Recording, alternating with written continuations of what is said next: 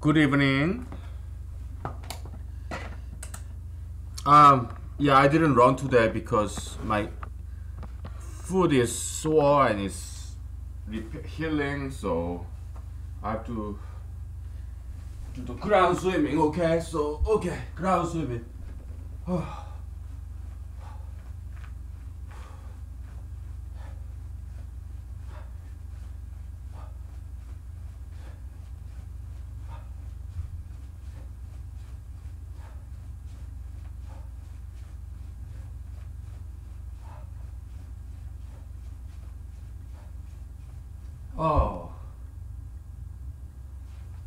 all right.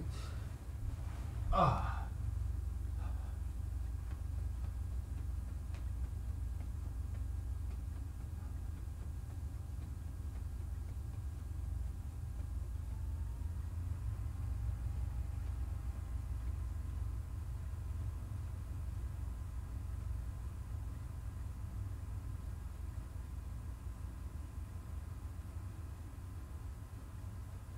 oh, all right.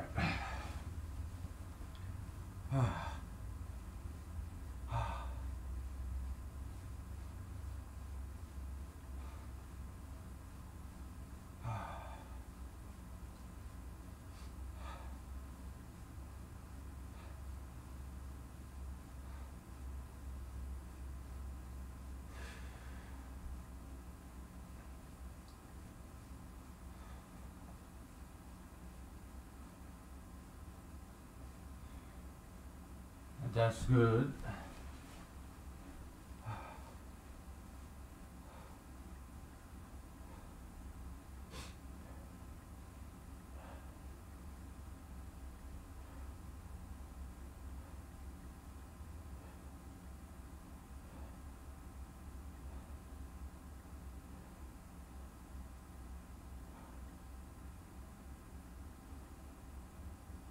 All right.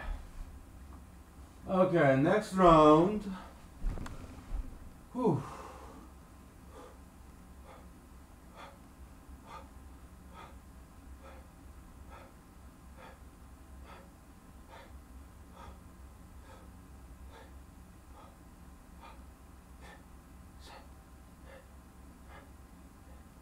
Ah.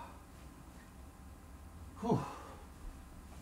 I'm gonna take this long shot off. It's getting too hot. So. And yeah.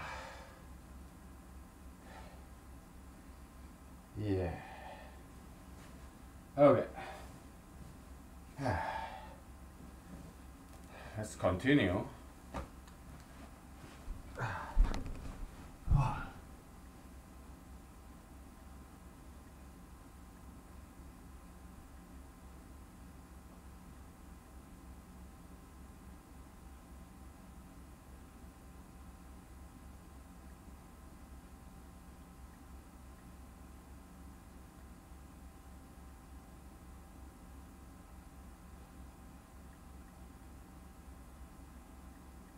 Ah. Yeah, like a beetle, winged beetle, like when they fly, that's how they fly. Like, yeah, right. Okay.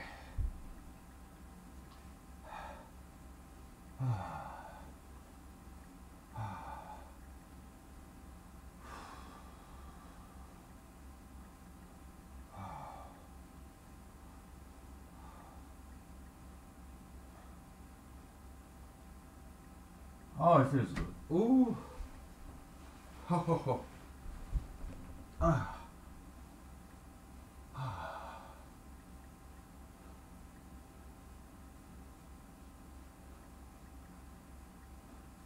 I feel this healthy muscle pain, you know.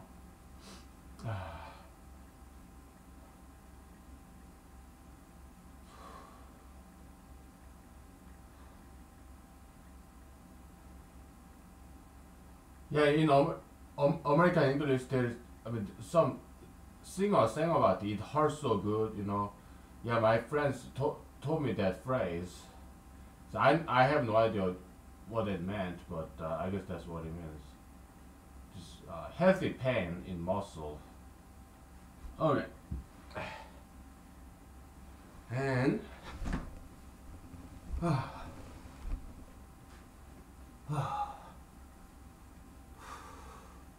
I know it looks funny, but it works.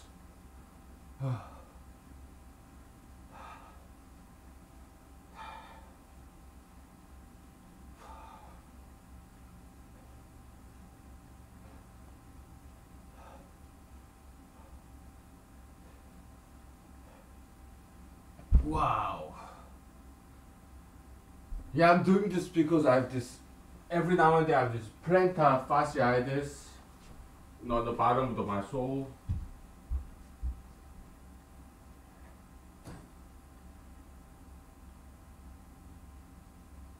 Uh,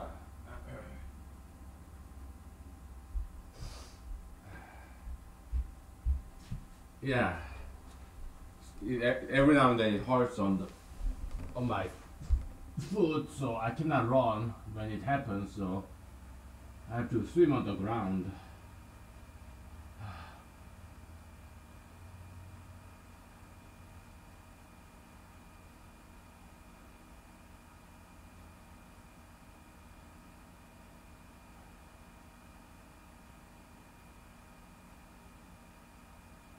Okay.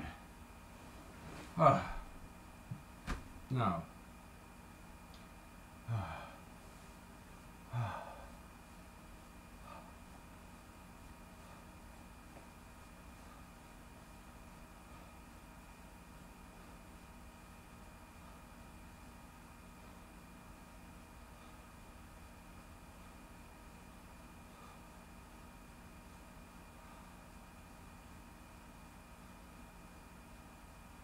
Okay.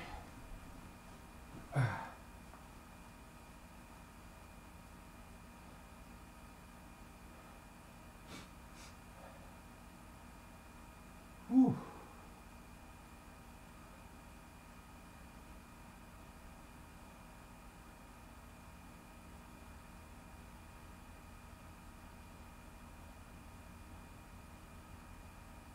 Okay, let's take a break now. Wow. Ah, very good workout. Whew. Wow.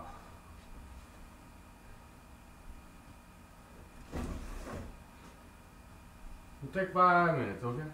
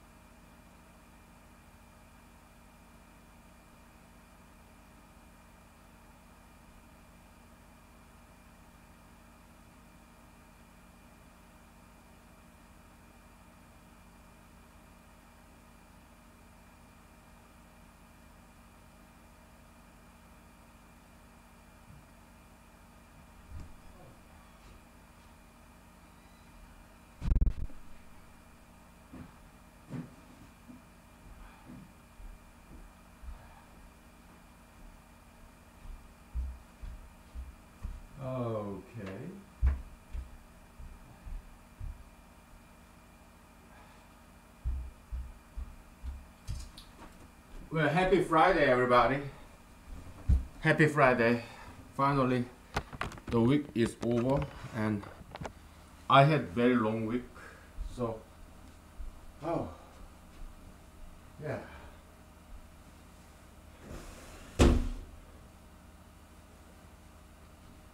But busy is good.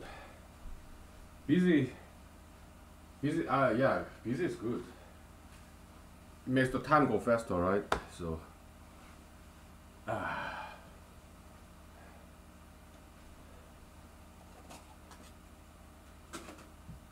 For example, when you face a deadline, like you cannot have enough time, right? So this is good. It makes time go really fast, especially when you face deadline. Time really go fast, right? So that's good. You don't get bored when you are busy. Right? Yeah, I had a very busy week, so yeah. So I slept on this gold box problem, and came up with one small approach. I mean, in continuation of epsilon minus p triangle, okay? Let's count in each row, lower triangle, these positive numbers. Let's count up the primes there and see what it looks like. Okay? Yeah, so let's try that. We haven't tried that before, so.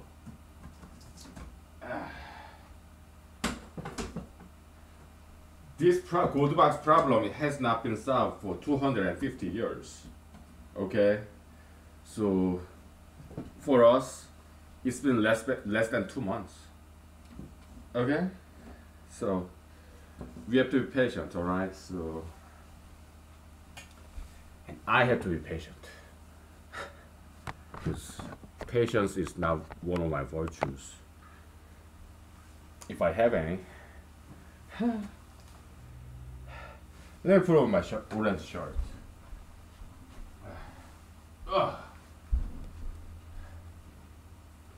It's springtime, right? So I'm having some spring color, right?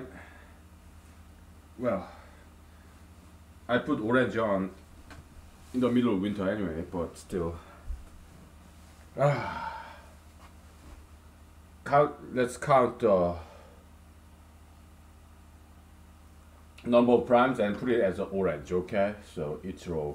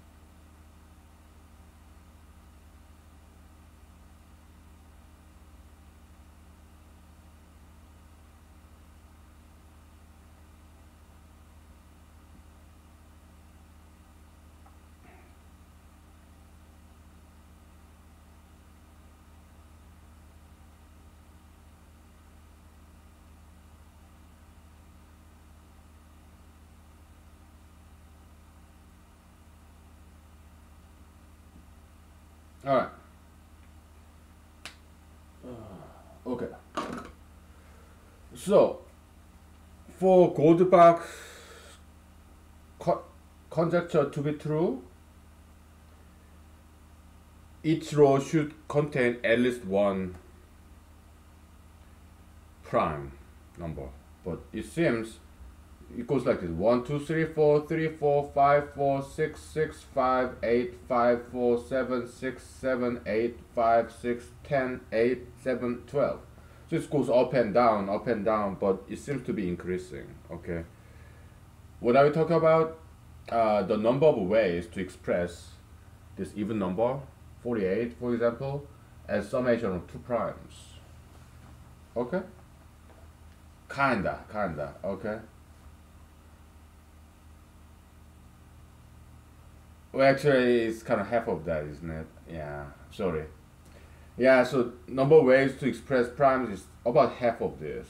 Okay, so because we have 1 plus 47, and you have 47 plus 1. Okay, so it's kind of symmetric, huh? Okay. Well, that's fine.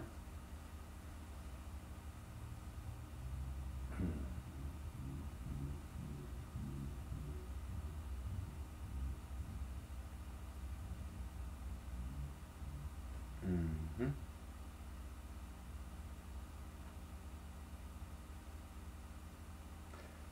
So for Goldbach's conjecture to be false, it means there exists a row where there's zero prime numbers here. Okay, in a given row. Okay, then Goldbach's conjecture will be false. Okay. Yeah.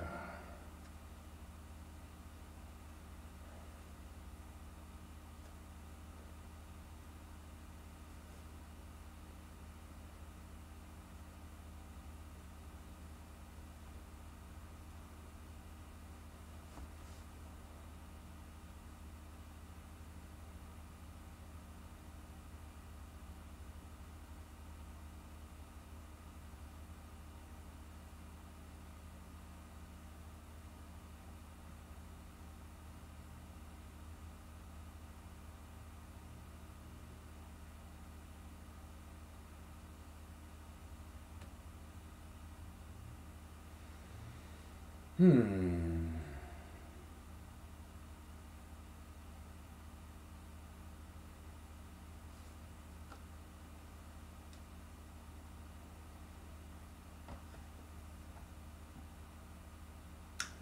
Well, let's underline about this half of this primes. Okay. Let me grab my blanket. Kind of getting cold now.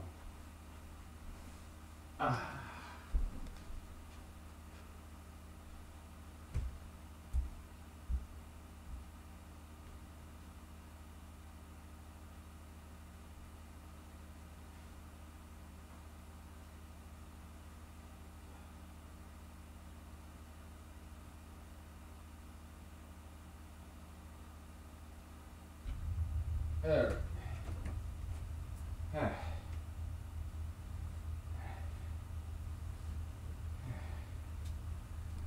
Sorry, I'm kind of low energy now because it's been a long week. Okay, so uh, alright,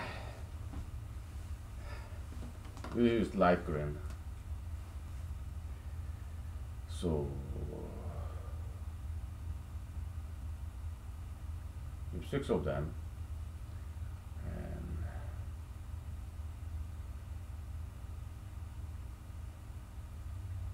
4.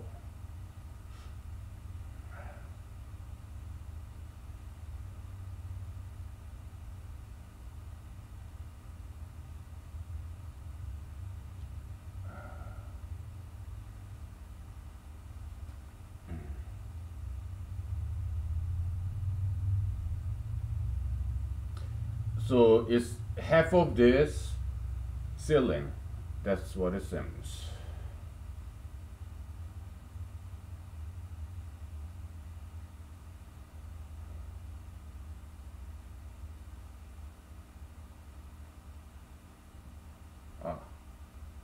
Nope, not this one.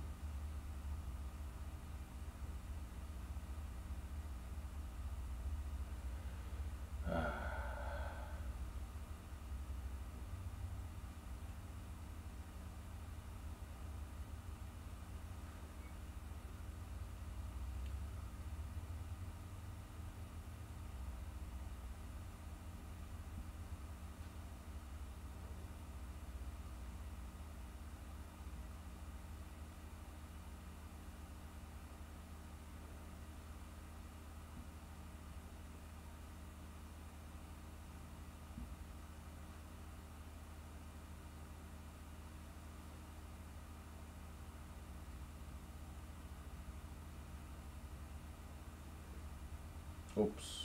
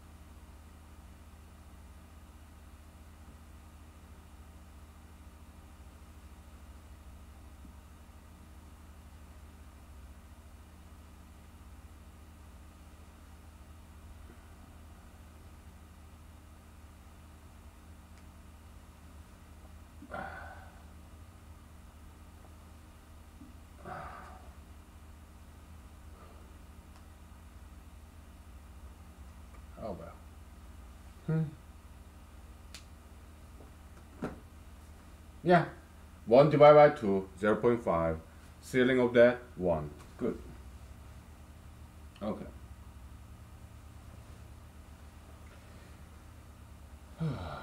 So what are we dividing? Just number of primes that appears in this row. Alright. Okay. So it goes like 1, 1, 2, 2, 2, 2, 3, 2, 3, 3, 3, 4, 3, 2, 4, 3, 4, 4, 3, 3, 5, 4, 4, 6. Goes like that. Okay. So kind of curious. There's this 2 here. Okay. By the way, the way we are doing this, approaching this Goldilocks problem, this is very non-orthodox. Okay, what we are doing, systematic enumeration. Actually, some mathematicians actually do this. All right, yeah, there's some instance. If you go to Wikipedia, yeah, some mathematicians actually use this systematic enumeration method. Okay, they call it like array of numbers, whatever. But yeah, and also the conjecture transformation. You transform one conjecture to another equivalent conjecture. Yeah, mathematicians do that all the time. Okay, so yeah, what we do here isn't that non-orthodox actually.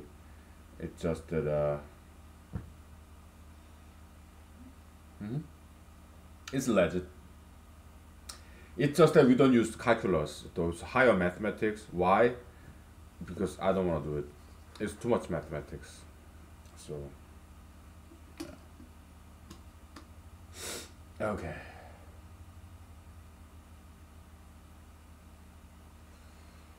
So, for Goldbach's conjecture to be true, all we need to prove is that for every row, there's at least one prime number, at least one way. Okay, that's all we need to prove. But it seems there are at least 2 ways, right? I accept these two guys. There are at least two ways, and also the number seems to be increasing. Okay, we observed this before from Goldbach's triangle, right? Yeah, it's just different way to look at it. So, what's the interrelationship between Goldbach's triangle and this epsilon minus p triangle?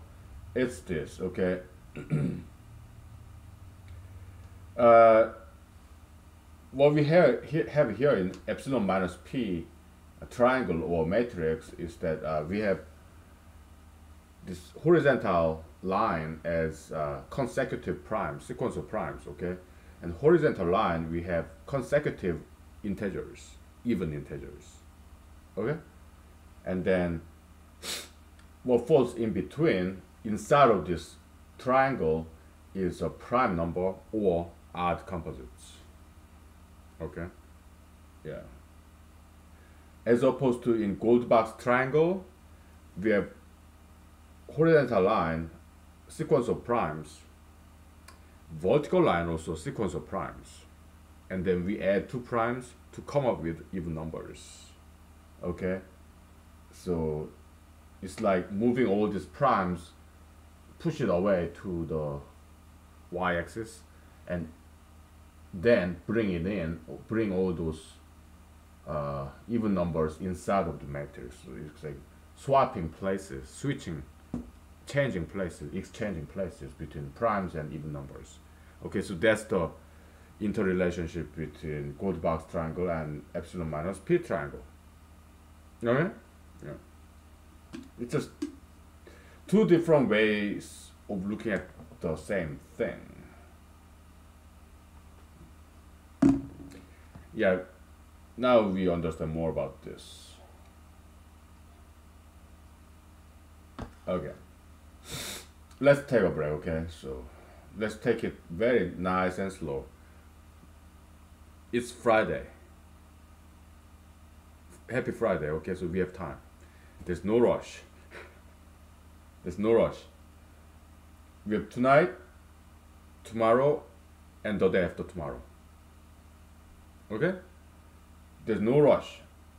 It's been less than 2 months since we studied Goldbach's conjecture.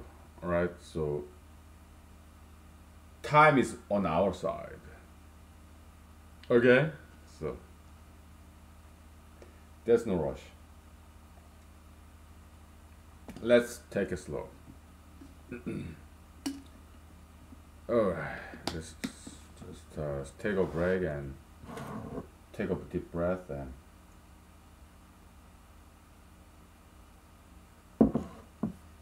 and we'll talk about some other stuff too. Okay, so it's good to be on Friday.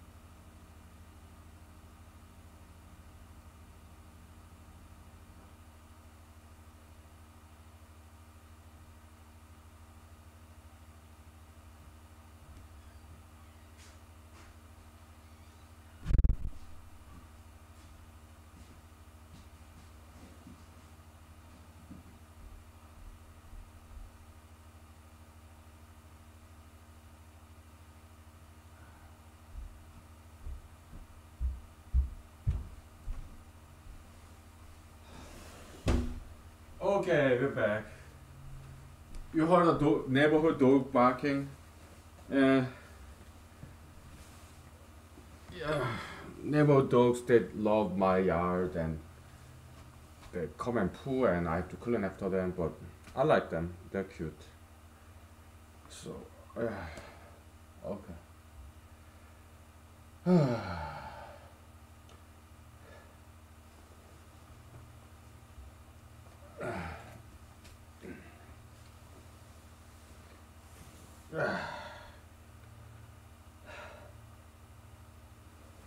Yeah, let's talk about something else. Okay, so this will take it nice and slow.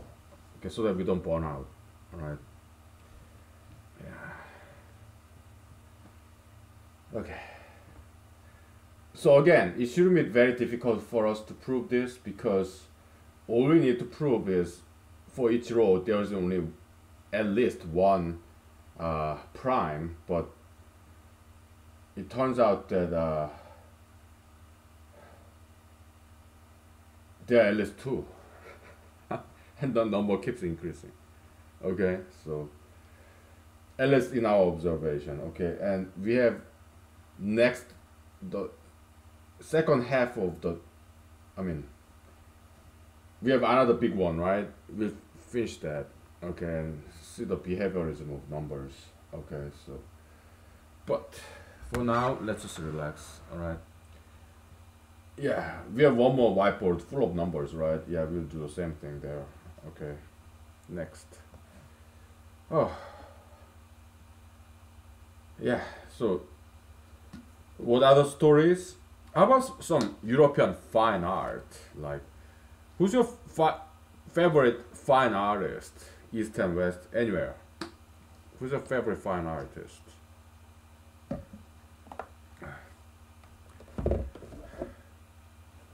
I have some friends who are some of my favorite fine artists. Okay, so, but when it comes to historic ones, who are your favorites?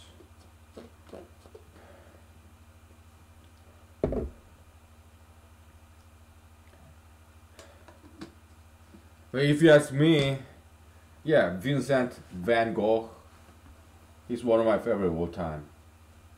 Or Salvatore Dali, Pablo Picasso, yeah, Mr. Namjoon Paik. Sculptors, yeah, Rodin, was his first name? It's like Auguste Rodin or something. And also Korean sculptor Moon Shin. Yeah, they're my favorites. How about architecture? My favorite architecture, Wright, something like Floyd Wright, right? Yeah. Yeah. Yeah. And so it's funny, right? Too bad. Also, I kind of like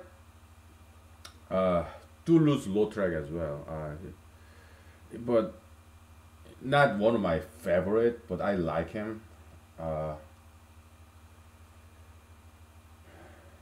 but Toulouse-Lautrec and Vincent van Gogh, they died in their 30s. Okay, Lautrec, I think he died at 39, I think, and Van Gogh, I think he died in 37. Okay, so they died young.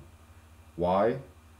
Uh, they didn't do good diet and exercise. Okay, Toulouse-Lautrec, his parents were rich, so he didn't suffer from poverty, but Van Gogh did. Van Gogh was very struggling artist, so uh, I yeah, I went to Wikipedia. Uh, so like Van Gogh, he was very poor, so struggling writers, painters, musicians. There's this bohemian lifestyle. So I looked that up. Okay, I mean I heard the term before, but yeah, in the Wikipedia, just click this link, and they say it means Bohemia is like in Europe. It has to do with gypsies, Romas, gypsies.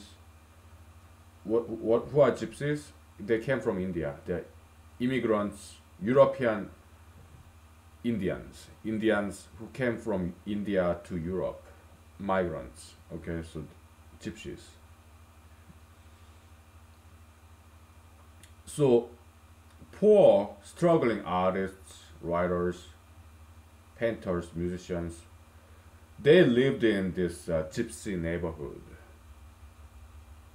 where rent apartment is cheaper in Europe. Okay,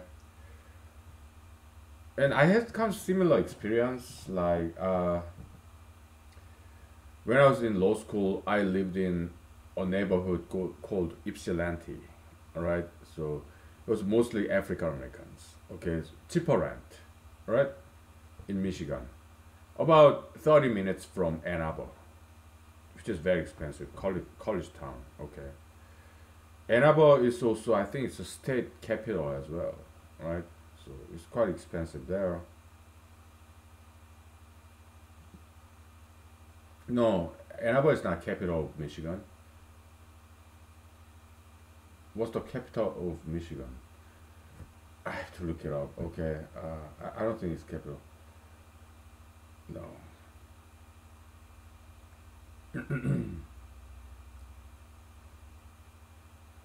It's not Grand Rapids. It's not Detroit. It's the Michigan State University where that place is. I think that's capital. I think. All right. And I've been to that town briefly. Let me look it up later. Okay. So yeah. Also, when I was in Los Angeles, California, I lived in North Hollywood, Upper North Hollywood, which is mostly Hispanic neighborhood, and where the apartments rents are cheaper. Okay, so yeah, I was struggling. No, I wasn't struggling law student. No, I was the wealthiest law student. Okay, I just wanted to save rent money. Okay, Ypsilanti is a fantastic town, by the way. North Hollywood, fantastic town as well. Okay, so it just rents are cheaper, so because I need to save money. So, but why was I the wealthiest in law school? Where I got my post 9/11 GI Bill, Yellow Ribbon program. So and also on top of that, I got Dean's scholarship. Okay, so actually I was saving a little bit of money when I was in law school. No student debt, it's all paid off. GI Bill. Okay, so and I get stipends, monthly stipends from GI Bill as well. Okay, that's what I got. So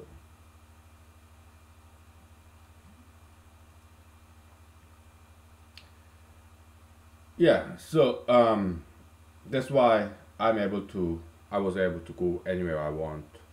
I came to Alaska. Okay, but my colleagues, my friends, they're law school student debt, so they had to study very hard. Me, I didn't have to. So I went to like dance clubs in Detroit and stuff when I was in law school. Okay, but my fellow colleagues, my friends in law school, they had to study really hard. They had to do law review, law school journals and some student clubs and whatnot, and do summer internship and get a big law firm job in big cities because they need to make money to pay off their law school debt, and also many of them undergraduate college debt as well. Me, I don't have any college debt. Why? Because I got Pell Grant, and also I got some scholarship as well.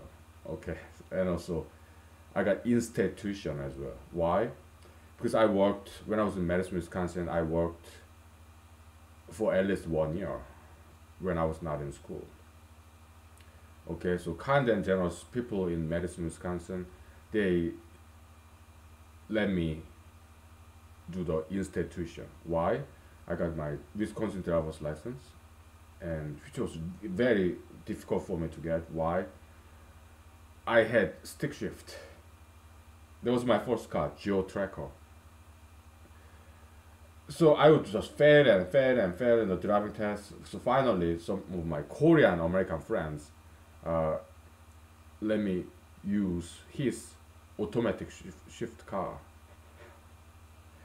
And all my Korean American friends, they taught me how to drive. Okay, and also my mom as well. Okay, so finally I passed by like 1 point. Okay, but I failed driving test many times. How many times? Something like twice, I think. Um, and also I registered to vote as an American citizen in Wisconsin. I voted for, I think, for presidential election. I think I voted for Green Party, Mr. Ralph Nader. Okay, yeah.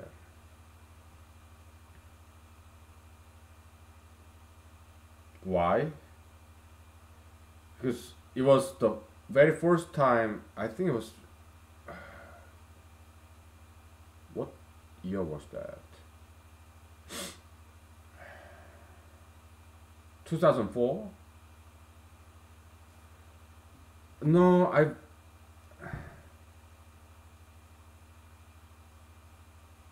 I think I may have voted. It was like President George W. Bush's second term, right? So it was him, and I didn't vote for Mr. Al Gore. I think I may have voted for that. Who's that senator? I forgot his name. I think I may have voted for Democratic Party candidate. Okay. Yeah, Kerry, John Kerry. I think I may have voted for him. Okay. Wow. 2004, I think. 2008, it was President Obama. Oh, okay, okay. No. Yeah. So year 2000, that's like George W. Bush's first time running for president, and Mr. Vice President Al Gore, right? And I don't think I may have voted for George W. Bush. I don't think I voted for Mr. Al Gore because yeah, he's cool, but I think I may have voted for George W. Bush. Okay, in year 2000. In year 2004, I may have voted for Senator John Kerry. Year 2008, I voted for Ralph Nader because it was Bush versus Obama. Yes, I voted for Ralph Nader. Okay. And year 2012, I voted for Governor Mitt Romney. Okay.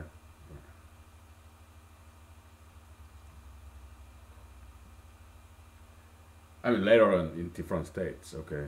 So anyway,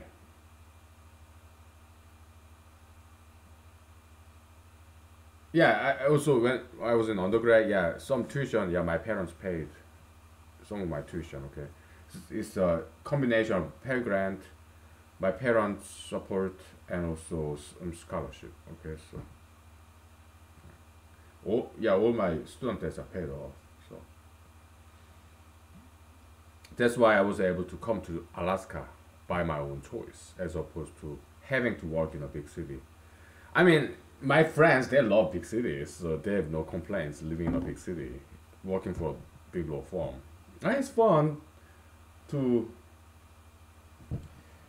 live in a big city because they are young. When I was young, yeah, I love big cities. So yeah, they're doing fantastic, my friends. From law school, from undergrad, okay, yeah, they're doing fantastic. Okay. Anyways, fine art. Yeah, Vincent van Gogh and others struggling artists. But Toulouse-Lautrec, he had rich parents, so he didn't really have to be bohemian because his parents were very well to do. Okay, so but Vincent Van Gogh and others, yeah, they were struggling artists and musicians, writers. Okay, so they lived in very uh, low income neighborhood like gypsies, Romas. Okay, yeah, Indian immigrants to Europe. Okay, so that's where they lived in. Okay, so that's bohemian style, very frugal lifestyle. You know, minimalist, right? Yeah. I didn't know about that. I just looked up in the Wikipedia. Yeah, I don't know if Bohemia is like that. Because Bohemian, the way I understood, is just like free love, right? That's part of it, right? Because all these artists, Gauguin, Gogh, Lautrec, yeah, they went to brothels, right? Red light district, and not just them, yeah, Nietzsche, what, something, Friedrich Nietzsche, philosopher, yeah, he went to brothels too, red light district, okay? And they got syphilis, they got STDs, right? So many of them died young. Also, yeah, they smoke cigarettes, drink alcohol, and overwork, malnutrition, right? Because they're struggling writers, struggling painters,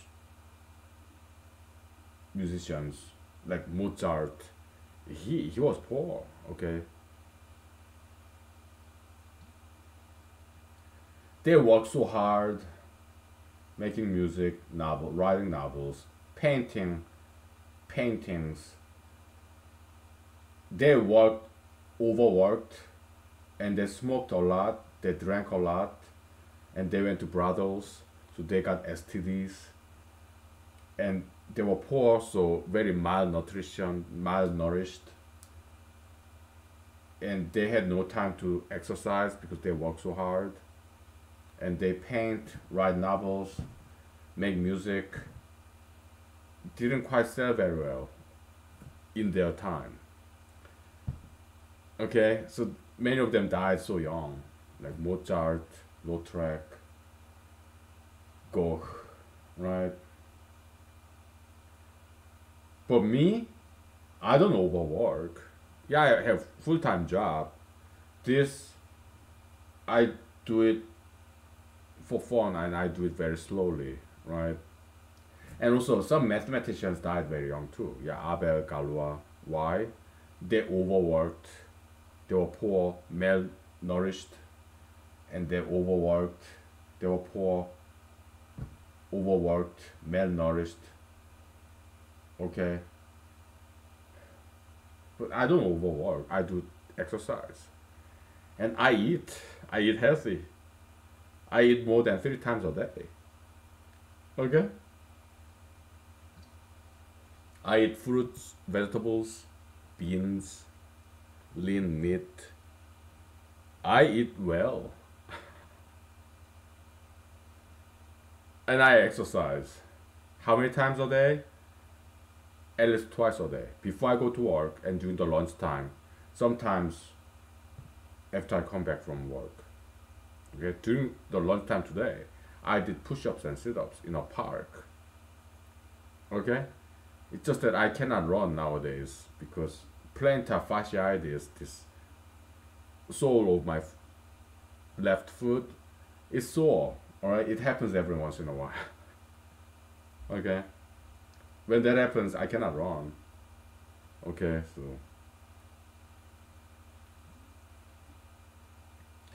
yeah, maybe for a week. Okay, then it get healed up, and then I can start running. Right. So, but I did push-ups and sit-ups in the park, lunchtime, and came back home, ground swimming. Right. Yeah. Before work, what did I do? Yeah, push-ups and sit-ups in the morning before I went to work. Okay. Yeah, I exercise. I eat healthy. So, and I don't overwork. Yeah, I do smoking and drinking, but in moderation. Right. So, yeah. I don't think I will die young. Okay, because I live very healthy life. And fortunately, there is no brothel in Alaska. Okay, so okay, we'll take 5 minutes break. Okay, so yeah, so I'm not gonna get any STD. I don't fool around.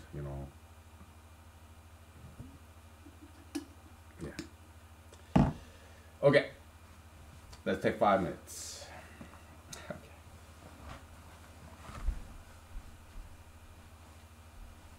10 minutes. Let's take 10 minutes.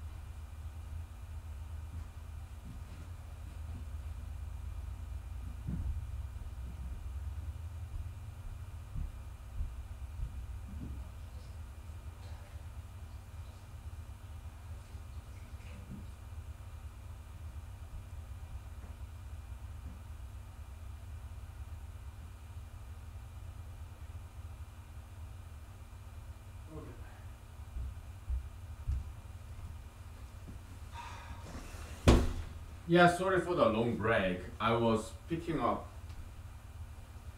canine feces and moose feces, and I'm not quite done yet. Next break, I will have to do the second round because as all the snow melts, the feces surface. I'm trying to rhyme here, okay? Nowadays, I can quite naturally rhyme, impromptu, okay? As snow melts, animal feces surface. Oh, yeah. So next break, I have to do another round of that. Poo picking. Yeah, as a homeowner, I mean, I still pay mortgage, but as a homeowner, yeah, your obligation, pick up all those droppings. Yeah. Okay, we'll grab the other whiteboard and finish counting, okay? Marking. We continue. Alright.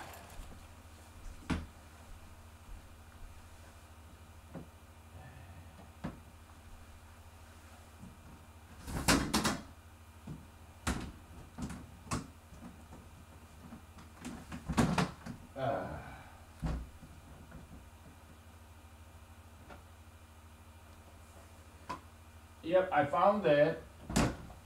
Okay. Yeah. This colorful whiteboard.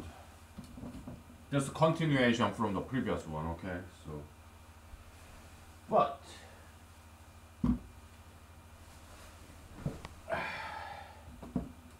oh, there we go. Yeah, we can continue, I guess. Let's use brown, okay? So, okay.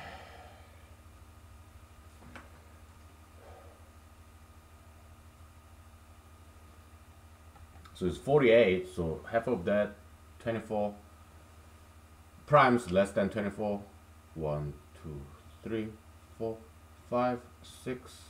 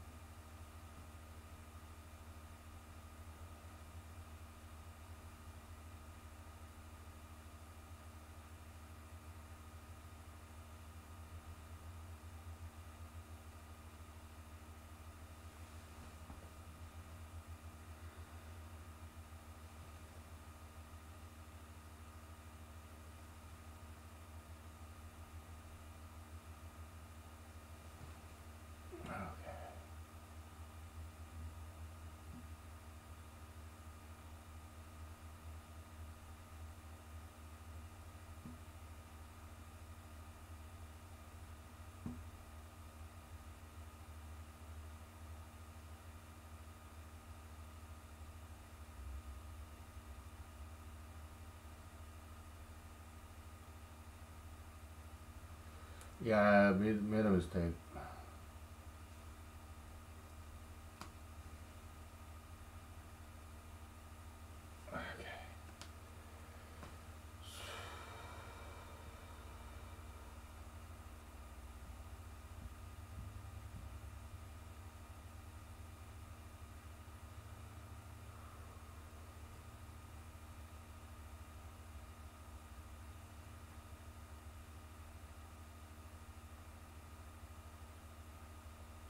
Another mistake. Oh boy. 76. 76.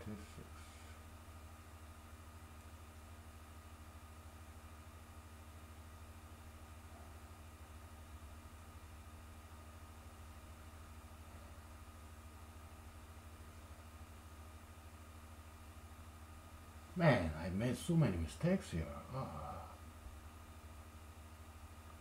76. This should be 39. Cascading mistakes. Okay, okay. Cascading mistakes. Ah,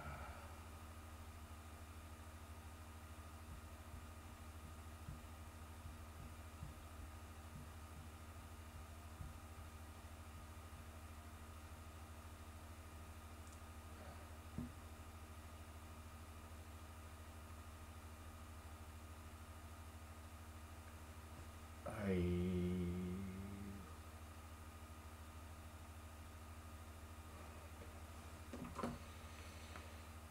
Okay.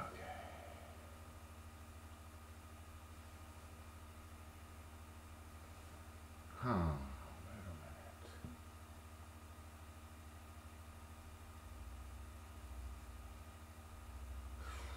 Horrible.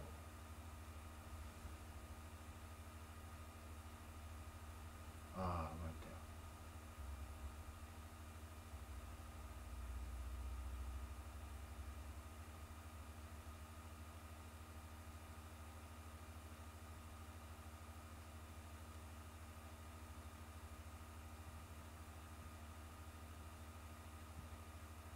Okay.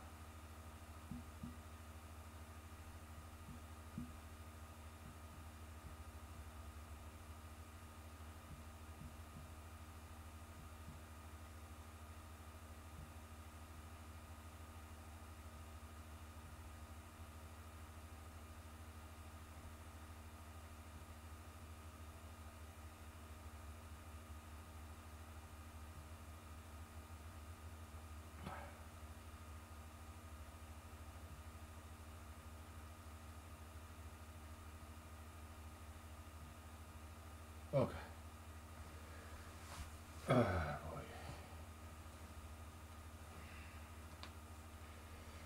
Correcting my own mistakes, alright? Well, I'm not a computer, so I make mistakes. Okay. 33.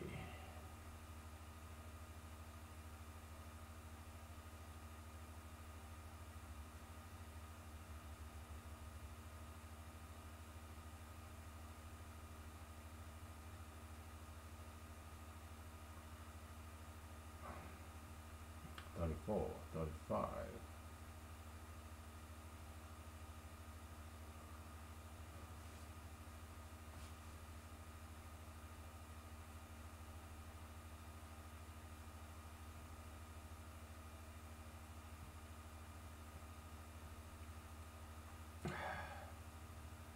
36.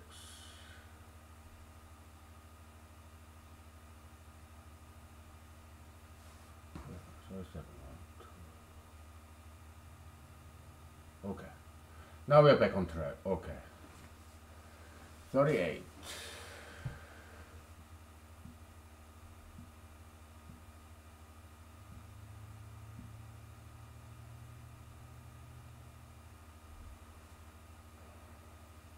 39.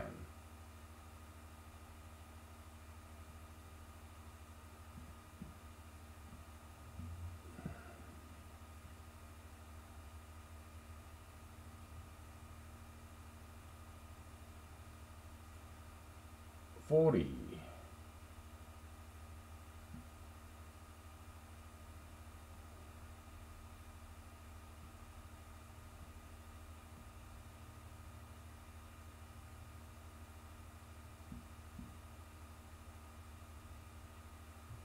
41.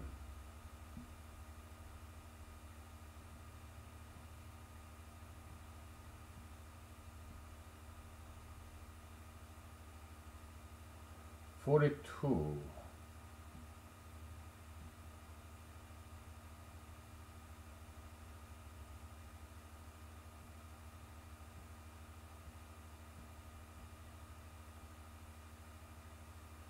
43.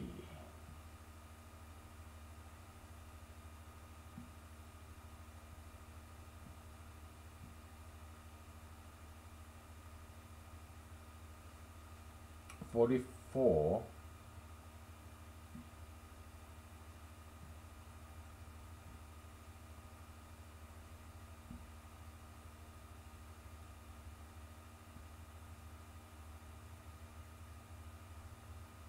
45.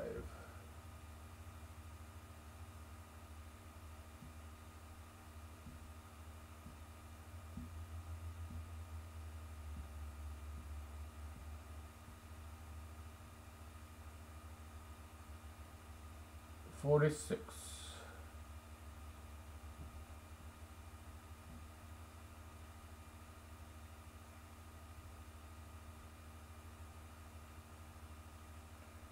47.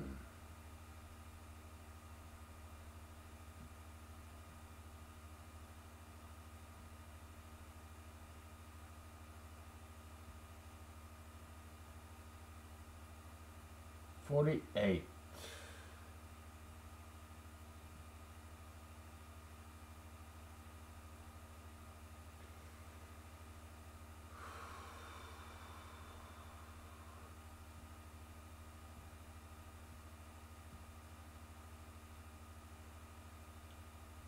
49.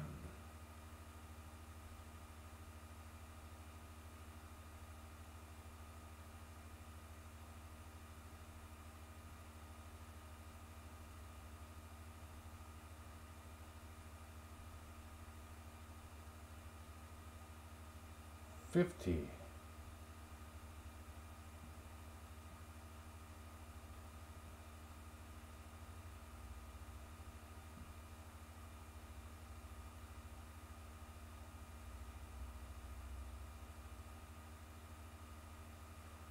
51.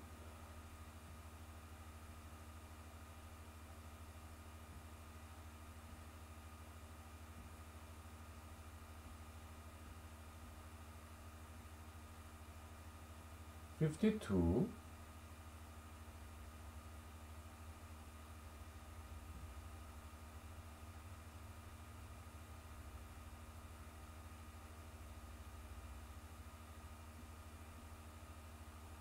53.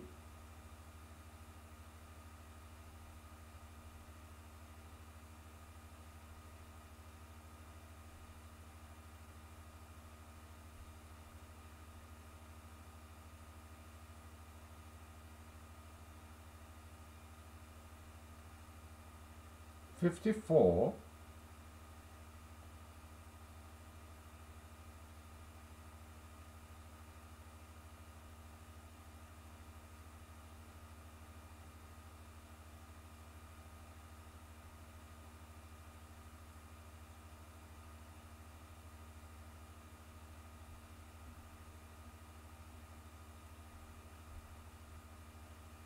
55.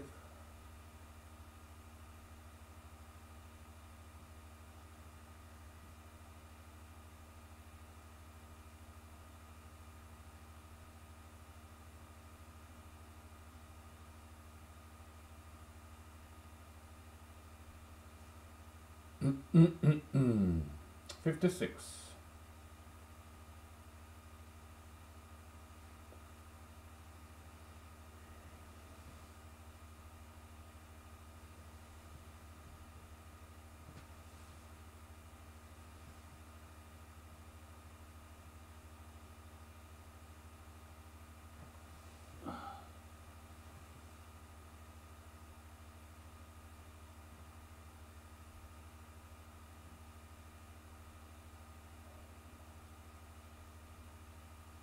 Finally,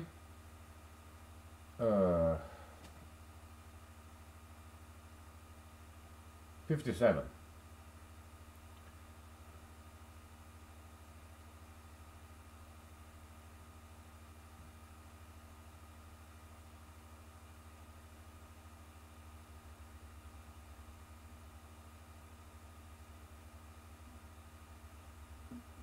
Okay. So what I did is this to count the each row. I'm counting number of prime numbers less than or equal to this even number. Okay, that's what I'm doing. Oh wow. Yeah, number does increase. Okay, we don't see any twos. We see threes, right? Yeah, it seems numbers keeps on increasing as far as we can see. Okay, yeah, okay.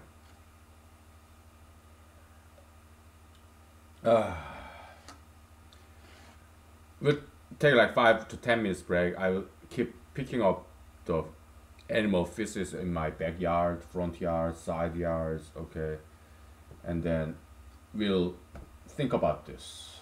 Okay. Because it's like this, okay? Just like stock price, right? It just does not go up linearly. It goes up and down, up and down, up and down, up and down. Or any mountain range, or wave, ocean wave, or stock price, right? Yeah. Okay?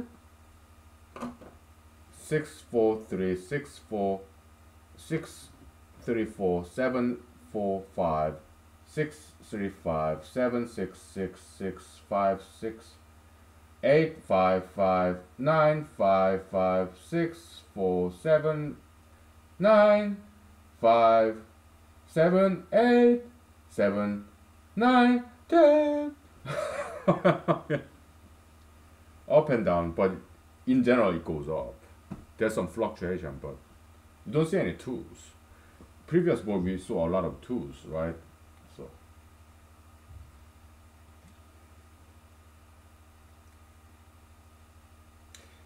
we'll take 10 minutes break and we'll think about this.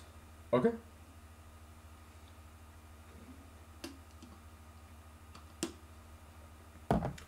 Yeah. I resume my poo picking spring cleanup. Okay.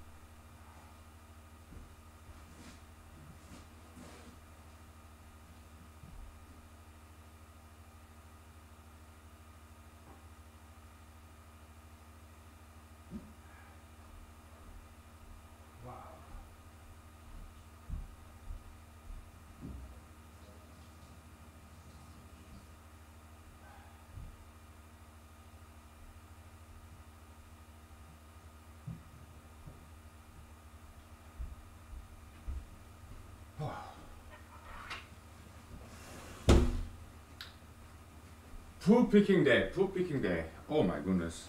I'm not still done yet. I have to do third round of this poop picking activity. Wow. Because Alaska moose, they're big. So when they poo a lot. Okay, so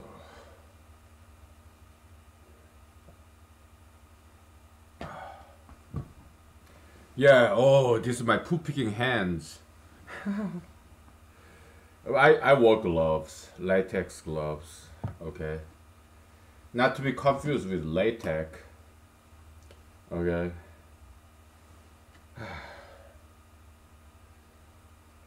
Okay, so what do we have here?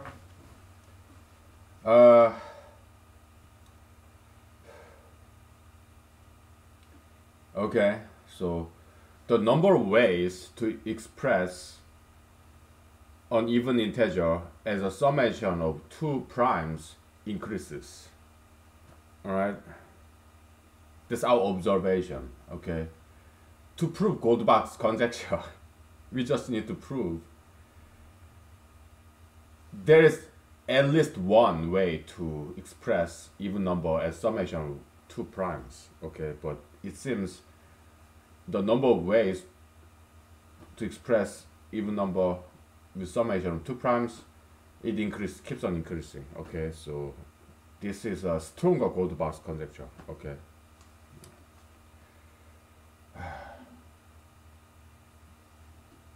Yeah. At least there are two ways, okay? Well, except 2 and 4, okay?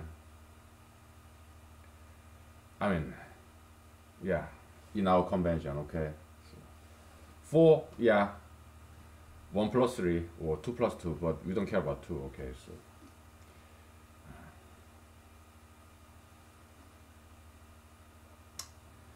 we'll take a break from mathematics, okay? Let's take a break from this.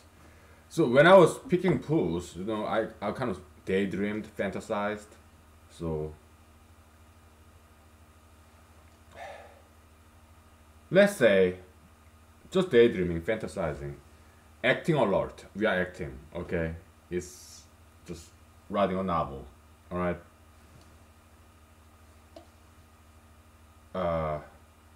Let's say, let's imagine that I get into debate stage with President Trump and me, just two of us, okay? Because other Republican Party candidates, they are goons, right? We don't need them. So let's say Republican Party decide to hold a primary, and it will be just me and President Trump in the debate stage later this year, okay?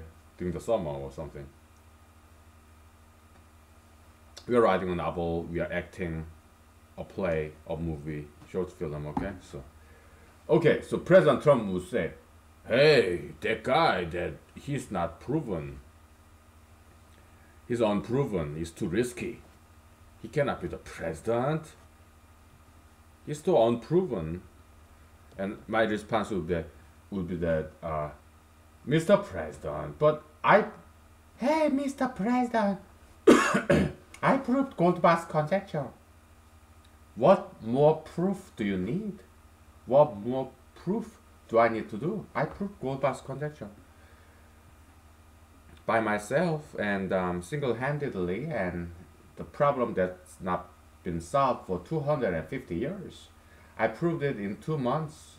Okay, what more proof do you need from me? Yeah.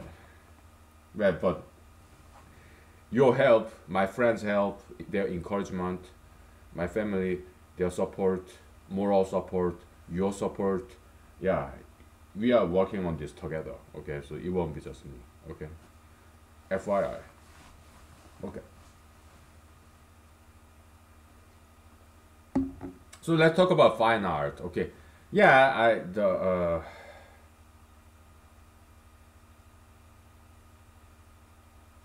Vincent van Gogh, Dutch painter.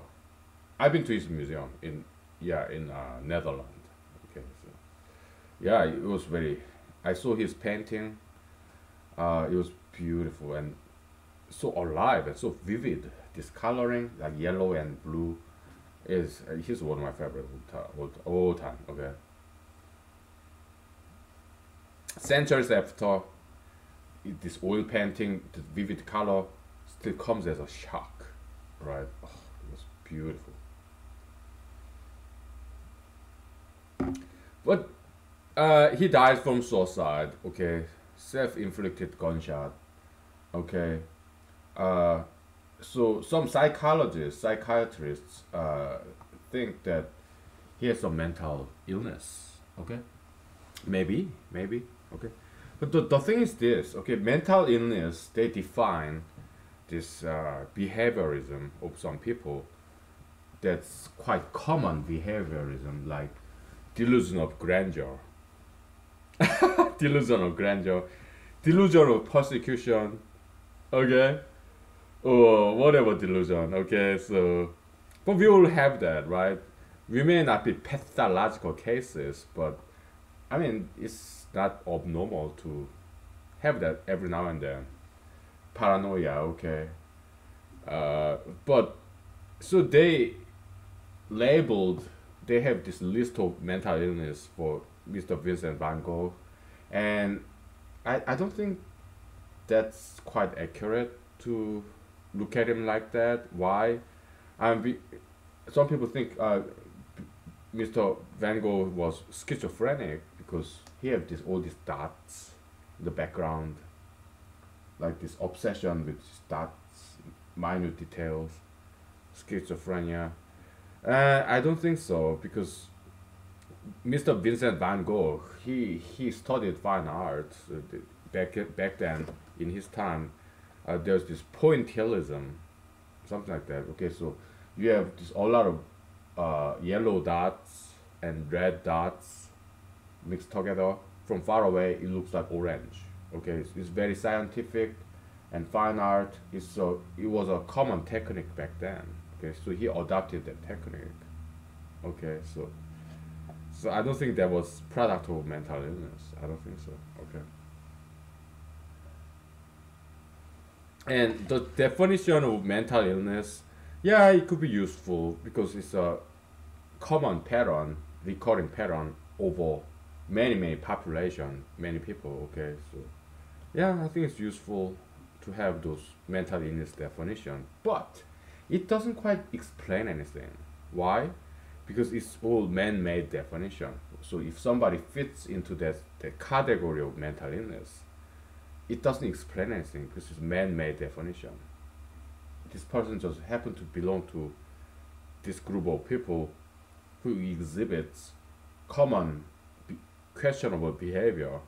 Okay, like washing hands too often. Well, that's everybody today, right? Germophobia, right? Obsession, obsessive compulsive disorder, OCD. That's everybody today in the world. Wash your hand. Think about coronavirus all the time. You watch the news. You watch the politicians. All they talk about coronavirus. Obsessive compulsive disorder. That's everybody today. Yeah. So it's a pandemic of germophobia and OCD, obsessive compulsive disorder. That's the pandemic. It's not coronavirus. There's no such a thing as coronavirus. Okay? No such a thing as coronavirus, okay?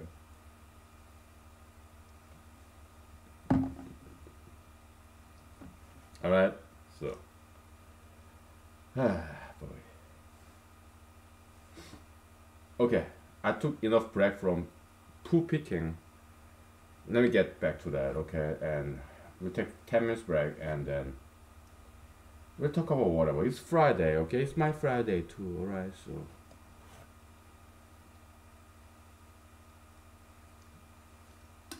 let's take 10 minutes break, okay?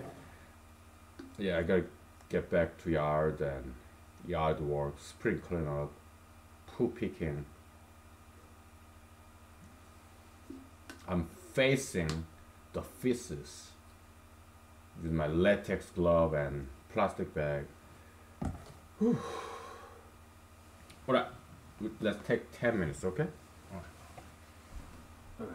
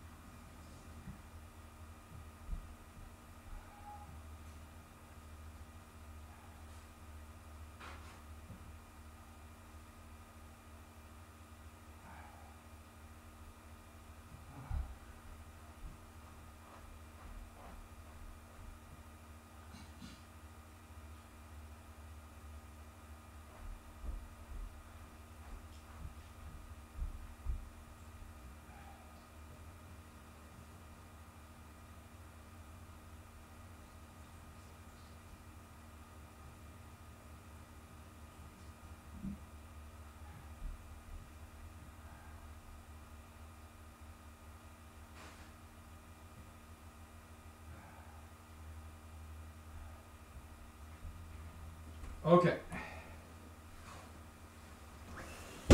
We are back. Yeah, I cleaned out all this animal feces. Finally it's done. Whew. Spring cleanup. The snow melted, right? So, oh boy.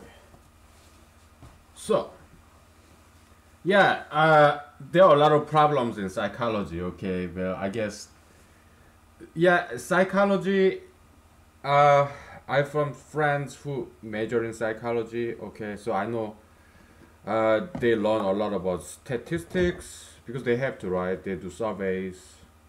Yeah, they learn statistics and but they don't quite learn logic or real mathematics, pure mathematics. Okay, so what they are by this, what I read in this health problem, mental problems, just litany list of mental illness that they think that they psychologists say that Mr. Van Gogh, Vincent Van Gogh had, it's kind of circular logic. Okay, what they say in the Wikipedia list is that he had bipolar disorder, and that's why he did this. That explains. He was doing this because he had bipolar disorder. Ha! There we go. We just explained it. It explains now. Now we understand why he did what he did. Because he had bipolar disorder. That's circular logic. Fallacy. Logical fallacy, okay? I mean, scientists, they criticize Bible because Bible says Bible is true. Therefore, Bible is true. Okay? Or US Constitution. Circular logic as well. US Constitution says US Constitution is the supreme law of the land. Therefore, US Constitution is the supreme law of the land. Same circular logic, same pattern, okay? Yeah. Mr. Vincent van Gogh did this because he had this mental disorder, right? He fits the definition of this bipolar disease or schizophrenia, whatever, right? But psychologists, they defined bipolar disorder as such and such, like bipolar, like mania and depression, up and down, too wildly fluctuating, and schizophrenia, all these small dots, these details. So maybe they would classify me as a schizophrenic or bipolar, whatever, right? But it's just man-made definition, and Vincent van Gogh, Mr. Van Gogh, or me fits the definition, so they categorize him or me as schizophrenic or bipolar. Okay.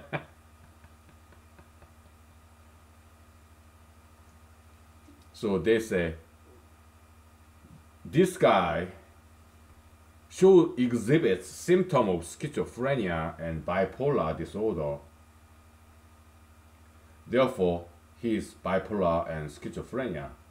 Now we understand why he is doing all these numbers, these dots. Now it explains. But my objection to that line of thinking is that it's circular logic. Okay? They define this behavior as schizophrenia or bipolar disorder. So I or Mr. Vincent van Gogh happen to fall into this categorization, this definition, our behaviorism. So they say, oh, now it explains. There's circular logic, like chicken and egg problem. Do you see that?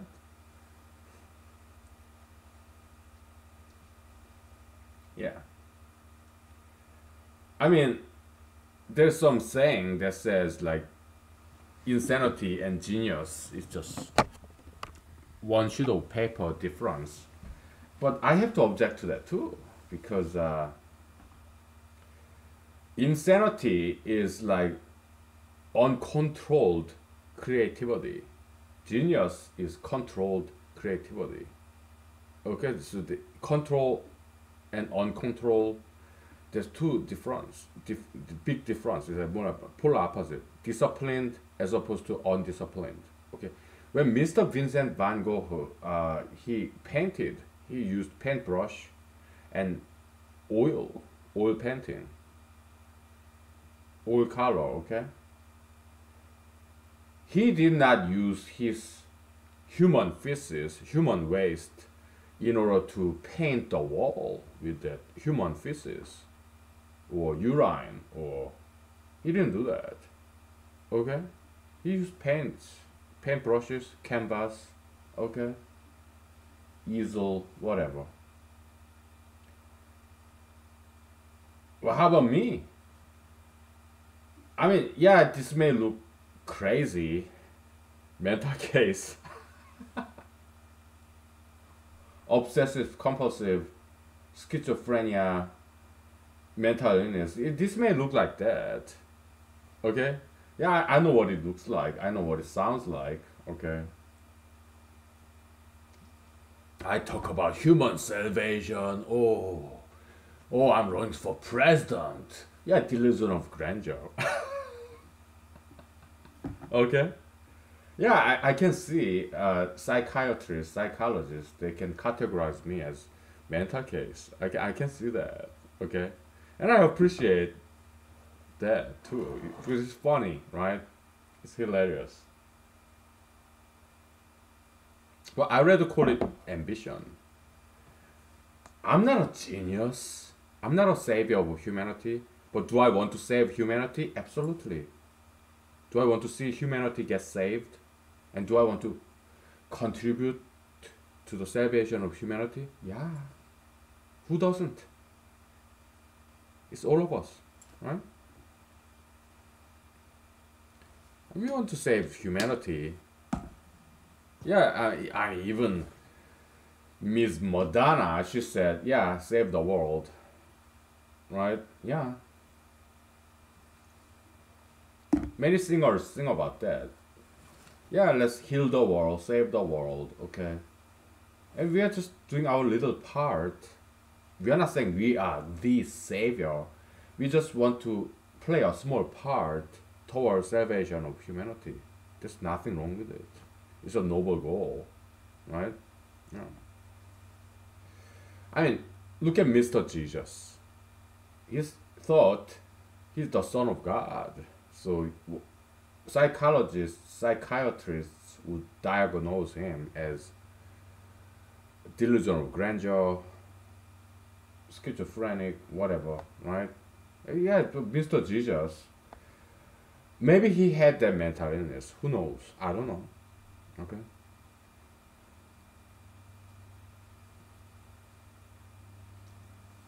But many people, including myself, believe that he was indeed the Son of God. Okay? Not to be confused with Son of a Gun. Okay? So, and then what? We Christians, are we all mental cases? Do we have some kind of mental illness? Is religion or mental disease? We Christians, we believe in miracles. Jesus walking on the water, resurrection, turning water to wine. So, is religion or mental illness? Huh? I mean, psychology, psychiatry, we understand they want to be more like science-ish. So, they have to reject unscientific miracles, right? But at the same time, what are they doing? Crystal ball, palm reading, yeah, interpretation of dream, or Freudian psychoanalysis. That's not quite scientific. That's like looking at the crystal ball, palm reading, tarot cards. Yeah, so psychology, yeah, this butterfly, this symmetric Rorschach test, that's crystal ball right there. Crystal balling, that's Rorschach test. Very much crystal balling. Interpretation of dream, okay, psychoanalysis. So crystal bowling, palm reading, numerology, okay, it's very, very much pseudoscientific. Okay, so psychology rejects religions, but what they do is not quite scientific at all. Psychoanalysis, Rorschach test, IQ test, okay, interpretation of dream. That's not very scientific. It's like crystal bowling, like palm reading, numerology. Okay, it's very much more like pagan religion kind of. Okay, so but I'm a huge fan of this zodiac reading, zodiac signs in the back of tabloid magazine. I do read them. Okay, because it's the tarot card readers, all these astrologers. I think they have very good insights. Okay, yeah. Even Mr. President Reagan, he said like, yeah, these astrologers give better prediction about the future than economists. He said something like that. Okay, so I remember reading it. All right, so yeah. So we are not psychologists, we are not psychiatrists, but we are humanologists because we embrace religion and we embrace science as well. Okay. So all this enumeration of numbers, psychologists, psychiatrists may think I'm crazy, schizophrenic, and I'm running for president. They may call me a delusion of grandeur case. Well, but I'd rather call it ambition and faith. How about this?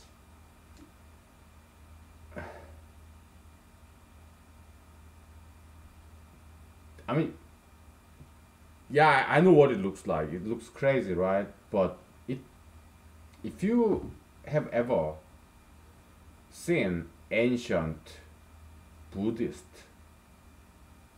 Far East texts, it kind of look like this. Okay, it's very vertical. All right. Yeah. I mean, what we do here is not that different from Pascal's triangle. Okay. Addition, subtraction. Okay. No multiplication, no division. This is a systematic enumeration method, right? In mathematics, typically mathematicians they use computer programming, okay, to do this. I don't. Why? Because I have done a lot of computer programming in my past. So I want to resort to old school way. Just pencil and paper, pen and whiteboard. Alright? Yeah. How about higher mathematics? I don't know any higher advanced mathematics. Okay. I don't know too much about Riemann hypothesis or group theory, tensor analysis. So this is what I can do. Addition, subtraction, okay. Not even subtraction, yeah, some subtraction, but mostly addition, okay. That's what I know how to do, okay. I know just a little bit of group theory, just a little bit of abstract algebra, just a little bit of topology and um, tensor analysis and the Riemann zeta function just a little bit, okay, but I don't know too much about them. So, but addition, systematic enumeration method, that's something I can do because I know how to add two numbers, okay. Yeah, and I got time and space. So yeah.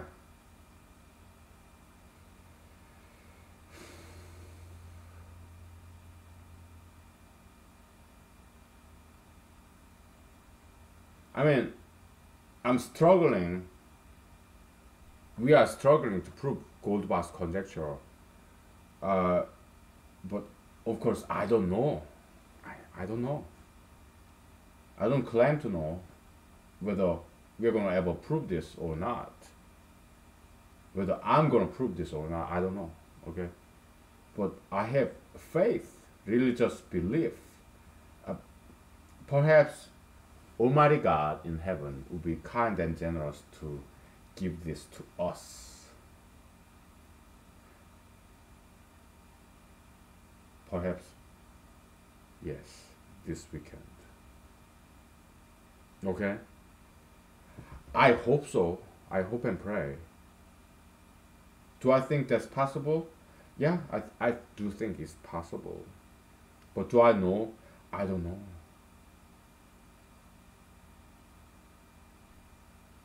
All I can say is I'll do my best. Okay?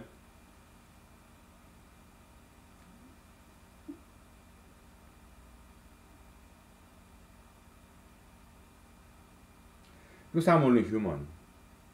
I'm not that crazy. Maybe I'm crazy, but I'm not that crazy, right? And I don't lie to myself or lie to you or lie to anybody else. I cannot tell the future. Nobody can, except God. That's what Jesus said, right? Nobody can tell the future except God Himself, because God is the only one who can time travel. We we can't, right? We observe pattern. If you learn the history, some recurring pattern like economic downturn, upturn, downturn, upturn, economic cycle, right? Or moral cycle. Yeah, some moral decadence, then high moral, low moral, ethics. Yeah, they always design curve up and down. Okay, it's been always that way. Yeah, so we can kind of predict, project, extrapolate, right? Yeah, but the time and date when the uptick happens, downtick happens, only God knows. That's what Jesus said. Yeah, Mr. Jesus and before him, yeah, Mr. Socrates. Yeah, know thyself, know your ignorance, know that you don't know this. Yeah, you cannot. We cannot know the future. Know that limit of knowledge. All right.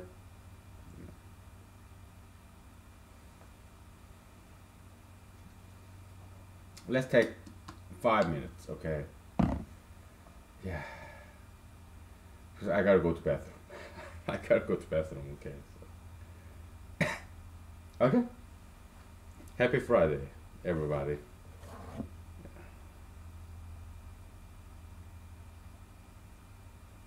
I have enough vodka for this weekend, so I'm happy camper, okay?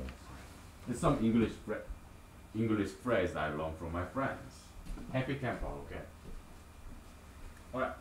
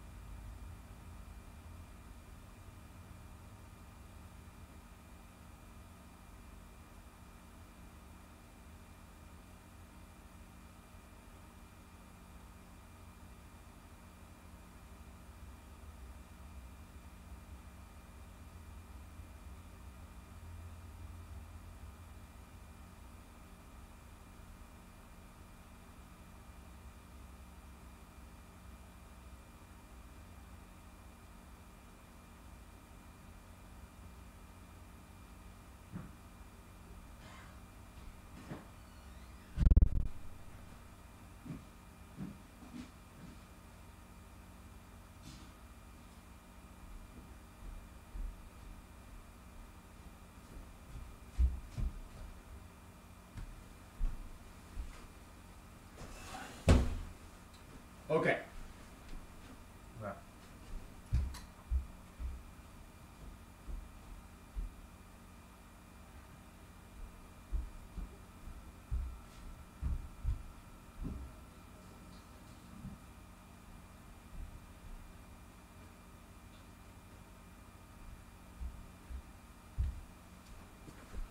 Yeah, so let's take a break from mathematics. We'll get back to mathematics like tomorrow, okay? Uh, for the rest of the time tonight, we'll talk about something else, alright? Uh, so we'll act, okay? Because it's better, it takes more effort, but still, so we'll put this behind us, right? Let's make some room.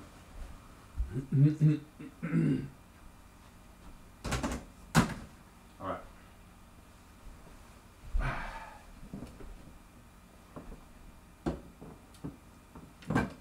Okay. Let's act, play, short film, right? Yeah, psychologists, psychotherapists, they recognize that acting is very therapeutical, and I agree. Okay, acting is very therapeutical. All right, yeah, it's about catharsis, venting out our personal feelings. It's very mentally healthy activity, acting. Okay, so we'll do that. Okay. Good. So.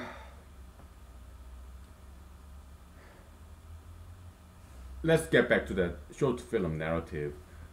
Let's just assume hypothetically, I mean, this televised international debate in America with President Trump.